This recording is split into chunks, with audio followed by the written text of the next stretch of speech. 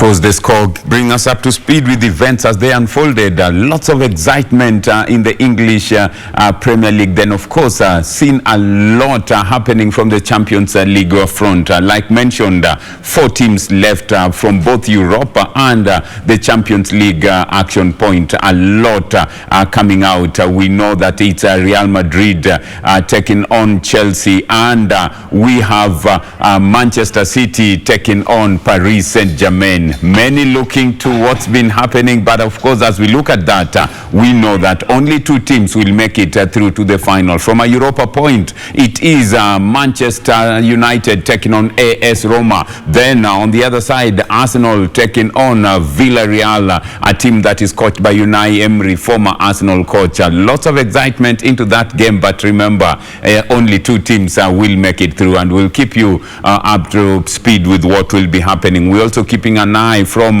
what's happening on Formula 1, and it is the second round happening in Italy. In a few minutes, qualification will be taking place, and we'll get to know who takes the pole position and who locks the front row. Remember, the first leg, it was Lewis Hamilton beating Max Verstappen of Red Bull in a very, very exciting race in Bahrain. Who will take pole position? That will be answered at least before we end the show today. And later on at 7:30 p.m. it will be FA Cup time, a semi-final. Manchester City and Chelsea locking horns to get to know who makes it to the final. Remember, that match is coming to you live on KBC Channel 1, your true sports partner. So book a date with us at exactly 7:30 p.m. We'll be going all the way to Wembley, where it will be Chelsea welcoming Manchester City. We'll have to wait and see, because that's a very, very exciting match. Tomorrow, it will be Southampton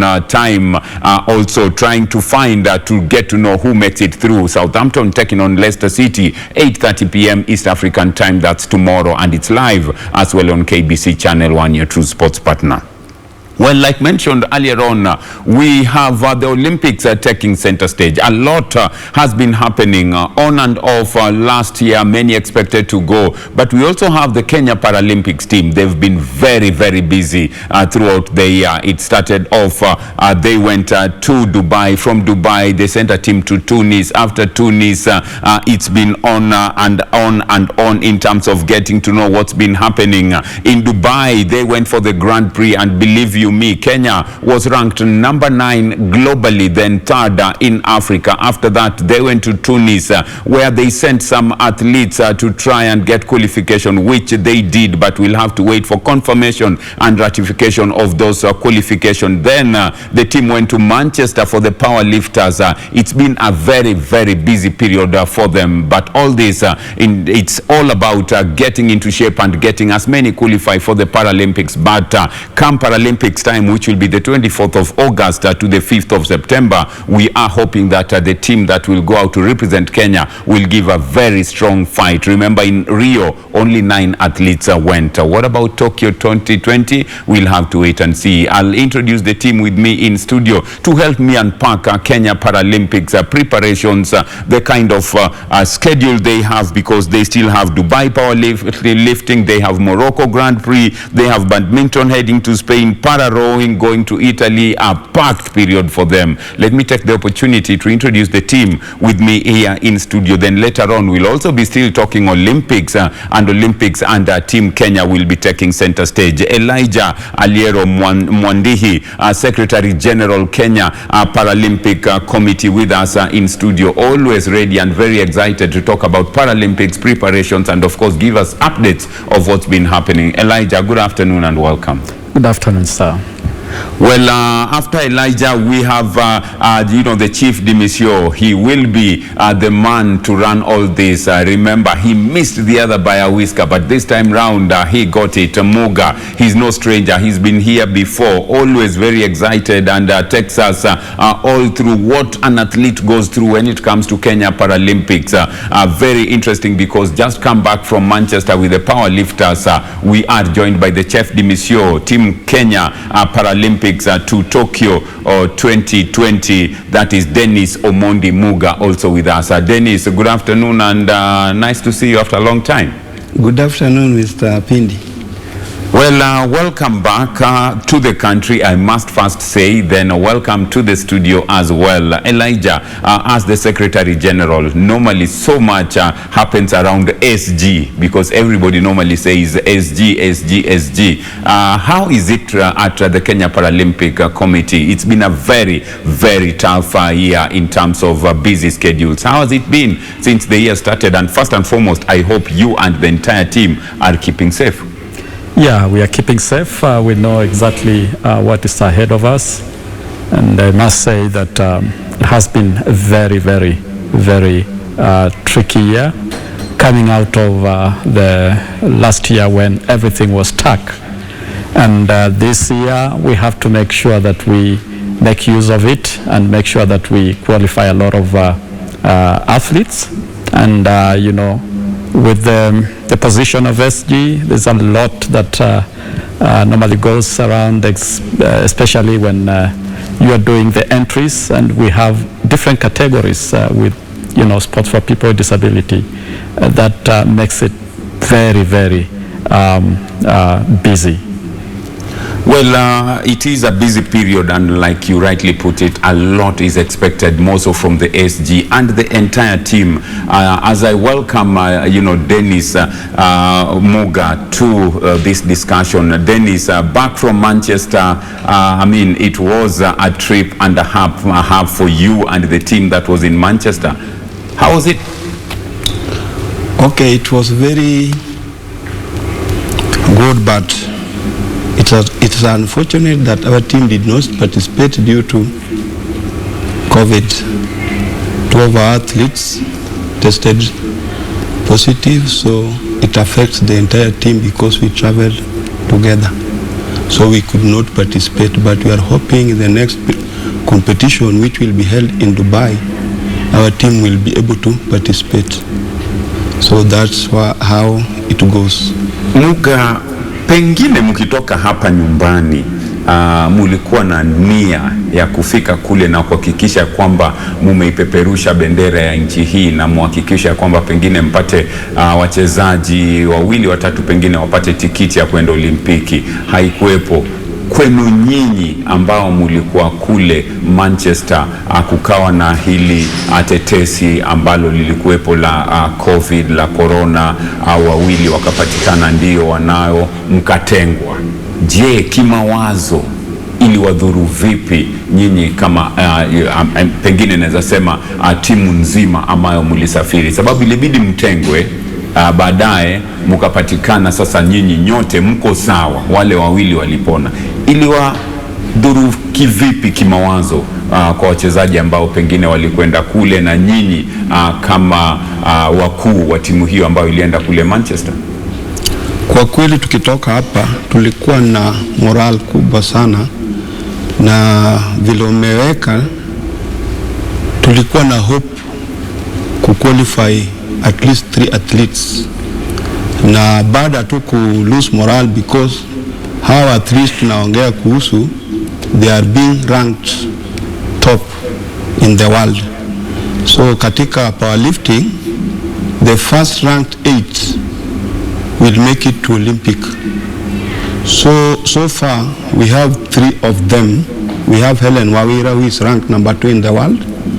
We have Joyce Jongona, who is ranked number 5, and Gabriel Magu, who is ranked number 9, and we expected him to prove by that time we are going to Manchester.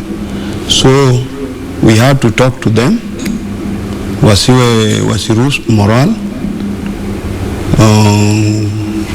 wakirudi Kenya waendelee na mazoezi wakingojea the last competition which will be held in Dubai in June. Pengine Denis, kabla sijarudi kwake Elijah, ni muhimu kudhibitisha kwamba kiafya wawa ambao unawazungumzia wako sawa, sio? Yeah. Kwa sasa wako sawa kabisa. Tunashukuru Maulana. Elijah, panaponia pana njia, alivyosema Denis ya kwamba bado kuna nafasi na wachezaji wawa tunajua ya kwamba ndio wako ranked, ambapo inaonyesha kwamba wana uwezo wa kufuzu kwenye Olimpiki, Paralympics.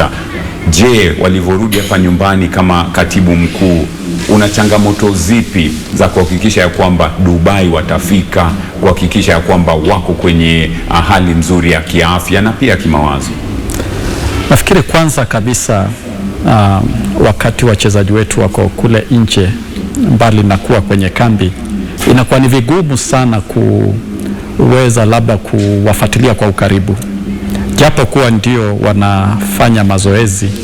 Unavyoelewa kwamba kwa sasa kuna yale ya maagizo ambayo watu wasiweze kukusanyika kwa pamoja, mambo kama yale. Inakuwa ni changamoto kubwa sana kwa wachezaji wetu, maana wanapowekwa katika kambi wanakuwa na nafasi nzuri ya kuweza kufanya mazoezi na vile vile pia kutazama kwamba wanazingatia yale maelekezo ya mambo ya COVID. Kwa sasa ni wakati mgumu sana kwa wachezaji wetu, especially hawa ambao ni wanyanyuaji vyuma. Hawezi ukawalinganisha na wale wenzetu ambao labda ni wakimbiaji, ambao kila mmoja atakuwa kule porini akifanya mazoezi na kupanda milima, vitu kama vile. Wao wana wakati mzuri kwa sasa, hata kama hatuko katika kambi kwa sasa.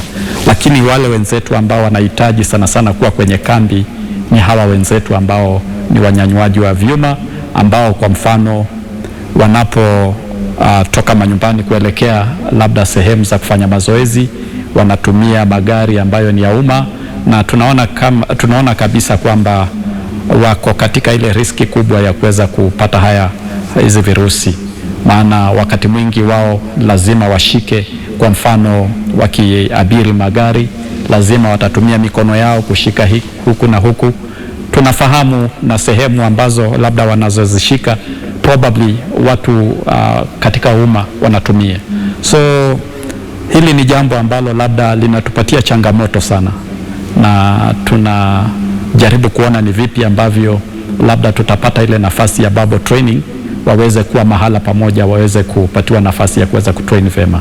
Sababu hata ukiangalia training yao, mazoezi, hawawezi wakafanya mazoezi peke yao, lazima wakasaidiwa katika ile kunyanyua zile vyuma na kuhakikisha kwamba kuna mtu ambaye amesimama pale kando kuhakikisha panapo jambo lolote la dharura atakuwepo pale kumsaidia. Kwa hivyo itakuwa ni vigumu, lakini si hoja. Pengine Denis, Yes.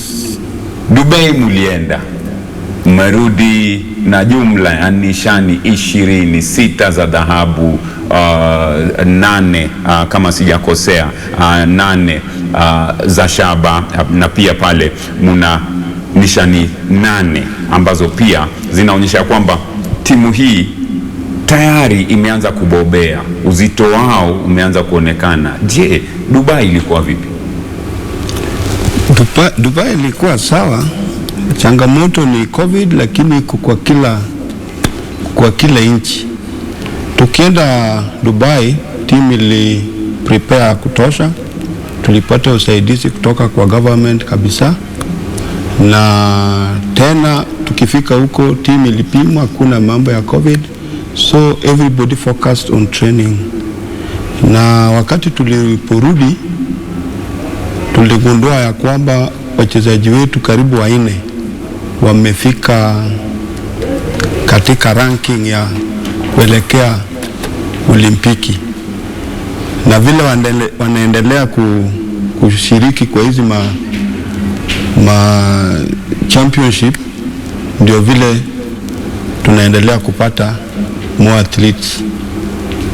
So Dubai ilikuwa sawa, and we are now waiting for the IPC to send us the slots wale washa qualify.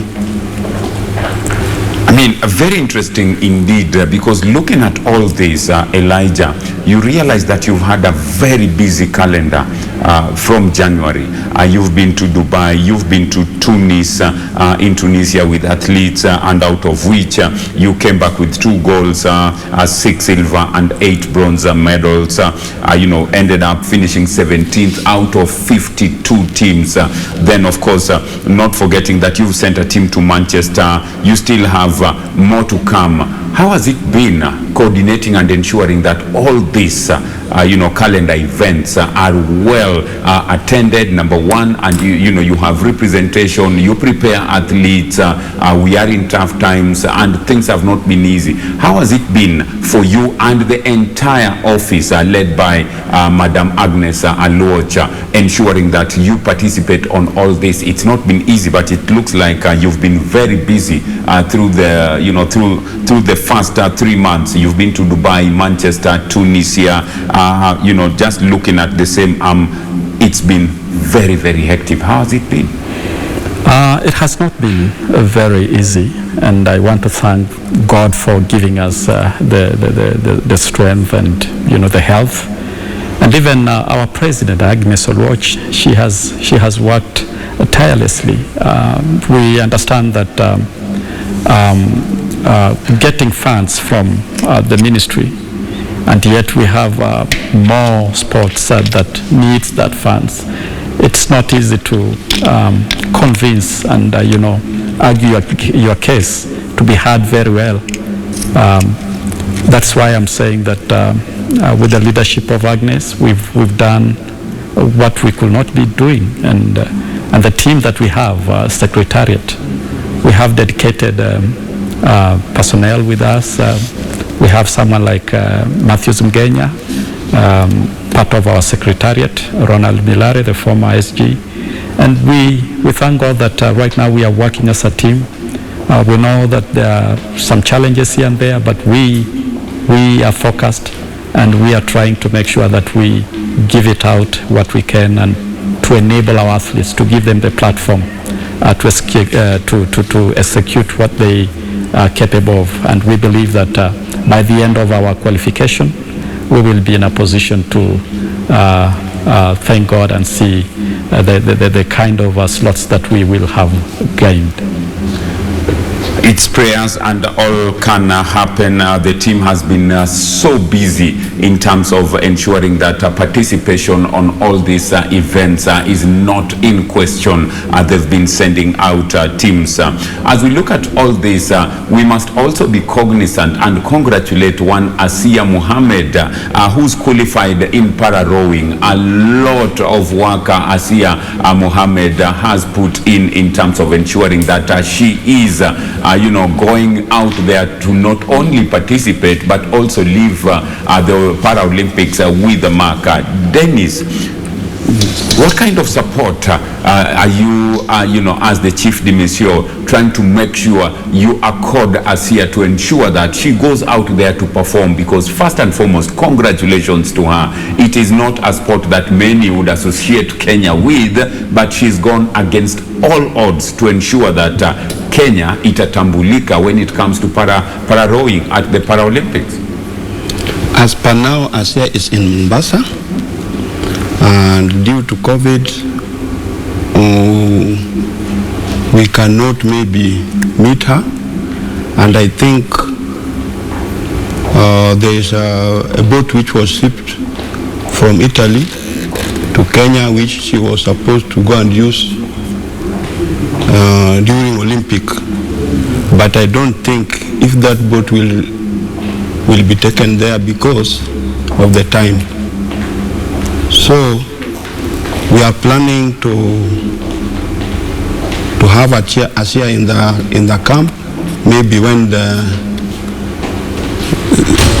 COVID issue will reduce, and that's when we can accord her the support needed. Because at the moment, as you are talking, most of the support we are getting from the government. We as Paralympians, we don't have anything that we can say we can assist Asiya. We must first congratulate her because she has put Kenya on the map, and all we can say is wishing that she can get the best ever preparations for the Paralympics that will be taking place between the 24th of August and the 5th of September. It is everyone's prayer that not just Asiya but all the other Paralympics team are able to get the equipment, the necessary equipment that they need, be it it powerlifters, you know, those cycling, anyone to get any material or equipment that they need. Elijah, you know, picking up from that, you must be working in collaboration with, you know, other bodies, corporates, government, you know, the international bodies, in terms of trying to access some of this equipment that I must admit are very, very expensive to get. Is that something that you're working on? And if yes, where are we in terms of acquiring some of this equipment? Just to start with, let me congratulate Asia Mohamed. Huyu ni mchezaji ambaye naweza kusema ni round up because amekuwa kwenye tenisi, amekuwa kwenye badminton, ni mchezaji ambaye yuko focused, na akiwa kule Mombasa huwa tunafanya kuongea naye na kumtia moyo, na najua hata sasa hivi anaendelea na kujiandaa vizuri, na jinsi ambavyo Chef Denis amesema kwamba kuna lile dau ambalo linapaswa kuwa linafika hapa Nairobi la kuweza kumsaidia katika mazoezi. Tunafanya juu chini kuona kwamba tunashirikiana na wenzetu katika Kenya Rowing kuhakikisha kwamba hilo dau linafika hapa. Tunajua kwamba hilo dau linagharimu pesa nyingi, jinsi ulivyosema kwamba vifaa ambazo tunavyovitumia kama wachezaji walio na ulemavu ni vifaa vya gharama mno sana. Kwa sasa tunashirikiana na mashirika ama na federation mbalimbali kuona kwamba wachezaji wetu wanapata nafasi ya kuweza kutrain na kuweza kujiandaa vizuri. Utakumbuka kwamba katika structure mpya ambayo ni ya Paralympics, tunajaribu kuanza kushirikiana na mashirika kama vile Kenya Tennis, tunashirikiana na badminton Kenya, na tunashirikiana na haya mashirika kwa sababu ya wachezaji wetu ambao kwa sasa wanacheza chini ya yale mashirika. Kuna vifaa ambazo tunahitaji, or some of the equipments that we need to make sure that our athletes are using them. For example, like one wheelchair, that is a wheelchair race, it costs more than 450,000. That is almost like buying a car. And these are the equipments that we need to make sure that we equip our athletes so that we can be in a par. We can be able to compete equally with those you know, countries that are performing very well in wheelchair races. We understand that our athletes you know, have trained and they are capable of doing very well, but looking at the equipments that we are having right now, you can't be able to compete with them and you know, get a slot. That's something that we are requesting our partners, the Ministry of Sports, to chip in and equip us with this equipment so that we can be able to have a lot of athletes to give them a chance to qualify using the right equipments. As we look at that, you can clearly tell that from an athletics point of view, we have some athletes who've already qualified for Tokyo 2020 Paralympics. We are looking at some of them who got this with Nelson B leading a 1-2 in Tunis in the 5,000 meters at T11. Then Eric Sang, also Nancy Chelagata, you have Nelly Nasimiu, Mary Waithera, just to mention but a few of the athletes. Denis, what's the qualifying you know, update like? Do we have so many already qualified, or we still have more qualifications coming up? And you know, compared to Rio, where we only sent like about 9 athletes, we have high chances of sending more this time around. What's the update from a qualification point? Okay, first of all, Mr. Pindi, mepigia asante kuqualify. Ukiona athlete amequalify for Olympic, sio mchezo. I've been in sport for the last 20 years and I only qualified twice for Olympic. So the ones who have qualified, nawapongeza, na we have Samuel Mushai, we have Irene Chelagat, and we have Mary Waithera. wote waliqualify kwa World Championship. That one was direct qualification. The first 4 make it to Olympic. Then there's ranking slots. The first 6 who are ranked, best ranked in the world, will also make it. Then there is also high performance. Na tukiangalia vile watu wetu wanafanya, we stand a chance of qualifying more athletes than we did in 2016. And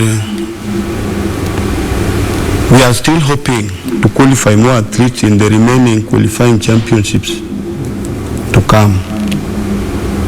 So we expect more athletes to qualify this time round, even that the government has given the support needed.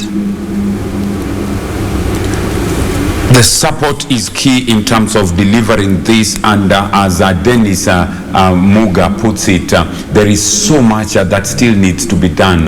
Looks like the number this time round might be bigger. Good for us because it gives us a bigger probability or a bigger chance in terms of getting a bigger medal haul when it comes to the Tokyo Paralympic Games, August the 25th to 24th, to September the 5th will be the duration in which the Paralympic Games will be happening in Tokyo.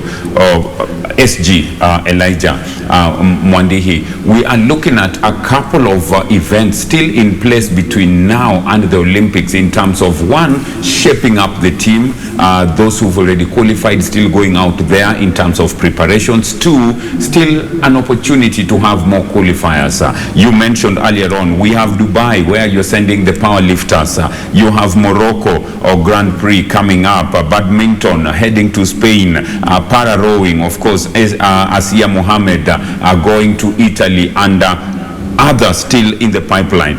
What's the plan like in terms of ensuring that all these remaining events are attended and we get the right team going for the same and hopefully get more qualifiers for the Paralympics? Right now we are working closely with the Ministry of Sports to make sure that we have the needed funding. And again, we are relying mostly on our technical committee to make sure that we choosing, and we are making sure we come up with a strategy for those athletes who have already qualified and those who are on the pipeline to qualify, because we know that even after the good performance, you don't just go back home and relax because you've qualified. We need to make sure that we put in a mechanism for them to continue training and keeping in shape. And again, for the qualifiers, we understand that those athletes who will not make it, for example, if you look at sports like table tennis, and those whom we believe that maybe they have been disadvantaged for one way or another, we are looking at the bipartite. This is a way of the allocation that is being given to a country because of their, because if you've tried to qualify and there is this opportunity, there are some slots that normally are reserved for those countries, those who have not qualified, but they want a greater representation. So we have applied for our swimmers. We understand that we still have like 1 or 2 outings for them. We believe that if they will go, we will have at least 1 or 2 qualification from, or 2 slots from them. But right now we've done the by pattern for them. We've requested for 2 slots. Hopefully we will be in a position to get to enable them at least to have that opportunity. And we are still looking forward for our taekwondos.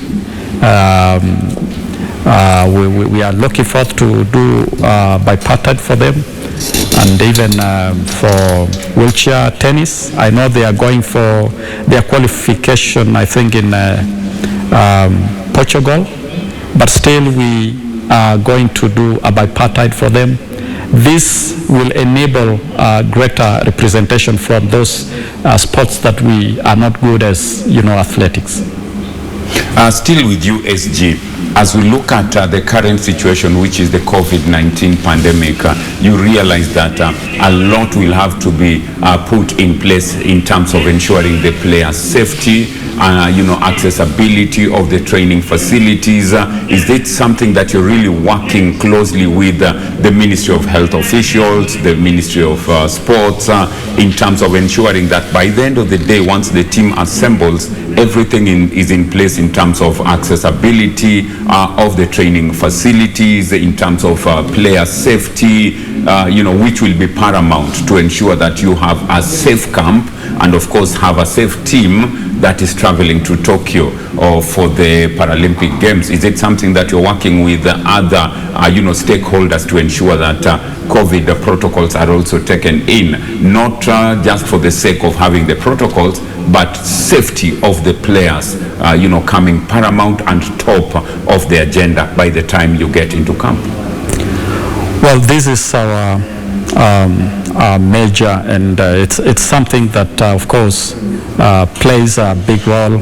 Looking at our first outing, that was in February, when our team was going to Dubai, we had to make sure that we observe all this protocol to make sure that the entire team, if you look at the team that was even more than 50 participants going to Dubai, and the team was able to travel and even coming back without any inch of the COVID. This is to show that we've been taking a lot of caution, and we've been making sure that our athletes follow the protocol in a way that will make them to be safe. And looking at aspects that surrounds our athletes, let's say the biggest problem that we are facing is when our athletes are out there, when they are not in the camp, because mostly, they have to follow the protocol even in wherever they are training, because it is hard to make sure that each and every day we monitor them wherever they are, except when they are coming to the camp. And we've made it